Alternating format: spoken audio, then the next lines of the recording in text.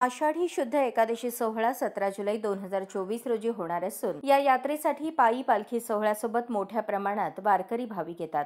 पालखी सोहळ्यासोबत येणाऱ्या वारकरी भाविकांना पालखी मार्गावर व तळांवर तसेच यात्रा कालावधीत पंढरपूर शहरात व परिसरात सर्व पायाभूत सुविधा उपलब्ध व्हाव्यात, तसेच त्यांना कोणतीही अडचण येऊ नये याची दक्षता घेऊन संबंधित विभागांनी सर्व कामे 5 जुलैपर्यंत पूर्ण करावीत, अशा सूचना विधान परिषदेच्या उपसभापती डॉक्टर नीलम गोऱ्हे यांनी दिल्या। आषाढी पार्श्वभूमीवर श्री रुक्मिणी मंदिर देवस्थान व जिल्हा प्रशासनासोबत ऑनलाईन बैठकीचे आयोजन करण्यात आले होते। प्रत्येक शासकीय विभागांनी परस्परात समन्वय ठेवून आषाढी वारी निमित्त त्यांच्या विभागामार्फत करण्यात येणारी सर्व कामे विहित कालावधीत पूर्ण करावीत।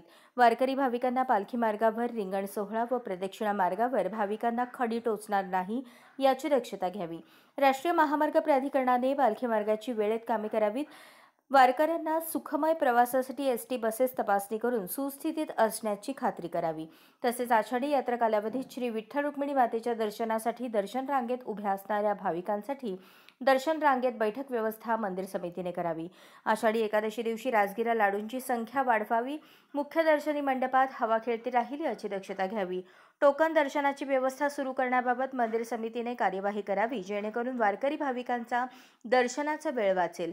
मंदिर समितीचे जतन व संवर्धनाचे काम सध्या असून उत्खननात सापडलेल्या पुरातन मूर्त्यांची नोंद महसूल प्रशासनाकडे करावी। वारी कालावधी वारकरी भाविकांना प्रशासनाकडून सोयी सुविधा पुरवण्यात येतात, यासाठी मोठ्या प्रमाणात अधिकारी कर्मचाऱ्यांची नियुक्ती केली जाते। त्या अधिकारी कर्मचाऱ्यांनी स्वतःच्या आरोग्याची काळजी घ्यावी, असे आवाहनही विधान परिषदेच्या उपसभापती डॉक्टर नीलम गोऱ्हे यांनी केले। यावेळी जिल्हाधिकारी कुमार आशीर्वाद माहिती देताना म्हणाले की आषाढी यात्रा सोहळ्यात वारकऱ्यांना केंद्रबिंदू मानून आषाढी वारीचे पूर्वनियोजन करण्यात आले आहे।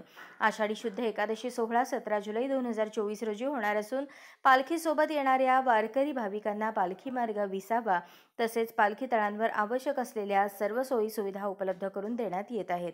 वारकरी भाविकांना तात्काळ सुविधा उपलब्ध व्हाव्यात, तसेच सुरक्षेबाबत दक्षता घेण्यासाठी 25,500 अधिकारी कर्मचाऱ्यांची नेमणूक करण्यात आली आहे। तसेच 34 आपत्ती प्रतिसाद प्रणाली कार्यान्वित करण्यात येणार आहे। आषाढी वारी सुखकर व निर्विघ्नपणे पार पाडण्यासाठी प्रशासनाकडून सूक्ष्म नियोजन करण्यात आले आहे। जिल्हा परिषद प्रशासनाकडून पालखी मार्गावर वारकऱ्यांच्या सुविधेसाठी वॉटरप्रूफ मंडप, महिला कक्ष, चेंजिंग रूम, वैद्यकीय व्यवस्था आदींबाबत माहिती दिली। तर वारकरी भाविकांच्या सुरक्षिततेसाठी पोलीस प्रशासनाकडून आवश्यक नियोजन केल्याचे जिल्हा पोलीस अधीक्षक श्री सरदेश पांडे यांनी सांगितले। अशाच नवनवीन अपडेटसाठी जनता राज्य न्यूज चॅनलला सबस्क्राईब करा, लाईक करा आणि शेअर करायला विसरू नका।